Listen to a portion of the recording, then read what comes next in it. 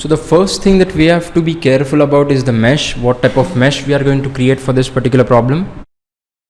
We also have to resolve y plus values. As we discussed in the turbulence lecture, we need to resolve y plus values in order to resolve the boundary layer phenomenon.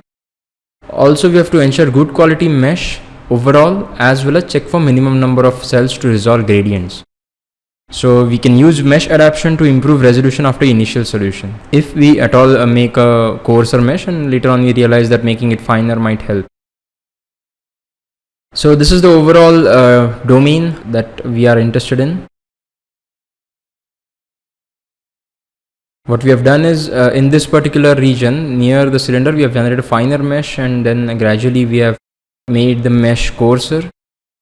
Also, to capture boundary layer, we have made a quite finer and structured type of grid near the cylinder surface, and away from the cylinder surface in the wake region, we have kept a bit immediately in the downstream. We have kept a bit of a finer mesh, but later on we have made the mesh much more coarser, as we are not interested in this particular region. So this is the overall mesh when we've seen in the entire domain.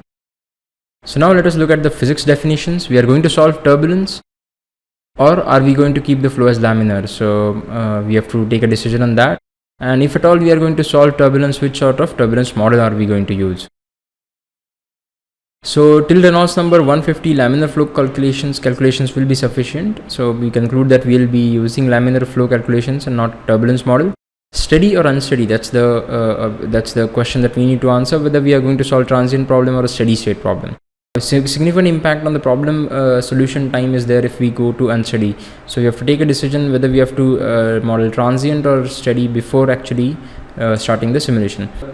Even steady flow boundary conditions may lead to transient phenomena, so we have to be careful for that, like vortex shedding, etc. So now let us decide the boundary conditions. Inlet, we are just going to give either pressure, velocity, or mass flow rate. What we do know in this particular case from Reynolds number is velocity, so we are going to give velocity as 1 meter per second. Outlet, we are just going to keep it as outflow, and pressure outlet with 0 gauge pressure. Wall, that is whatever is remaining surfaces of fixed surfaces, we are going to say that they are no slip wall, roughness and slip, they are basically no slip wall. And operating conditions, we are going to keep operating pressure as 1 atmosphere.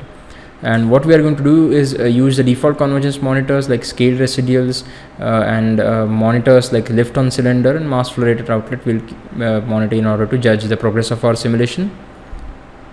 So the first thing that we do is read mesh, check quality and extent of grid. Then we select type of solution.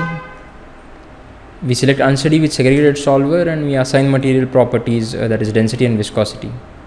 Density of 150 and viscosity of 1.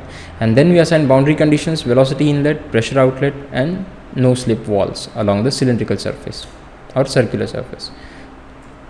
Solution control, that is the mathematical algorithms we are going to use are basically high resolution schemes, and we are going to use transient option, second order backward differencing.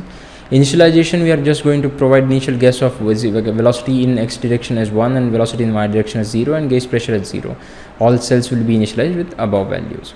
So this is what we do. Now just before going ahead with this particular simulation, we will discuss in this particular slide the importance of initialization. So what initialization does, it helps to get better or quicker convergence. So global initial guess is always preferred, but if we also also have an initial idea of the flow field, we can modify initialization in selective regions. So this particular 1 meter per second x velocity and 0 y velocity is very good for upstream domain, but not necessary for the downstream domain. So we may modify initialization as required in order to get better or quicker convergence. So also we are going to monitor lift force on cylinder. So what we need to monitor for lift is basically force in y direction, and we are also going to monitor residuals.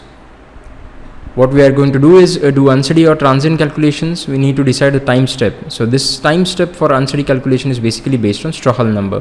So Strouhal number is given by this particular formulation where f is the frequency, d is the diameter of cylinder, and u is the velocity, and we go on calculating Strouhal number for this particular problem comes out to be 0.2, and we select the time step as 5 seconds.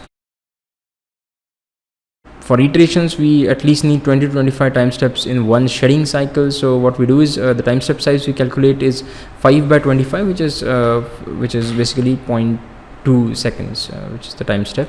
And to include more than 20 vortex cycles, total time should be around 5 into 20, which is around 100 seconds of total simulation time.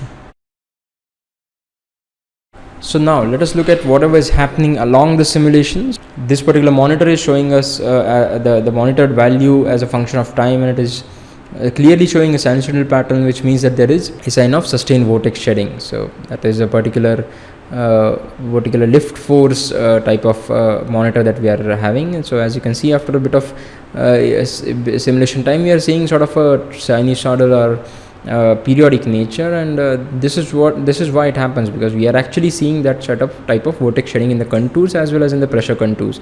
This is giving rise to alternate fluctuation of lift in the upper and the lower domain of this particular cylinder, and this is the velocity vector if we plot it after the results. So now post processing, we do charts which are basically the pressure variation at center line, which is plotted, velocity profile also near the cylinder, which is plotted. So velocity variations, pressure variations, and center line are basically these plots that are being plotted after the results. And also path lines are shown as a function just in order to show you the vortex shedding after the downstream of the cylinder, and we also see velocity magnitude contours along with it. Are the gradients resolved properly? How to check that? So temperature, velocity, pressure.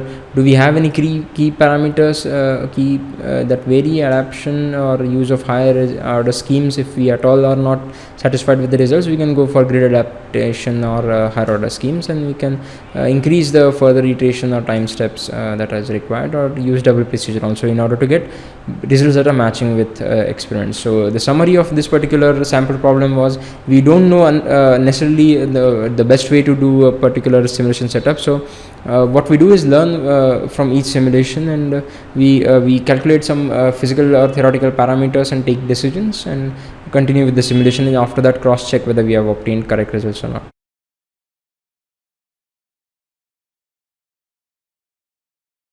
So thank you for attending this particular session, which demonstrated how to do a vortex shedding type of a flow past cylinder problem using CFX, and we will continue to basically go into detail of learning CFX in our course, and we hope to see you around in the next session as well. So thank you for attending this particular session. See you in the next lecture.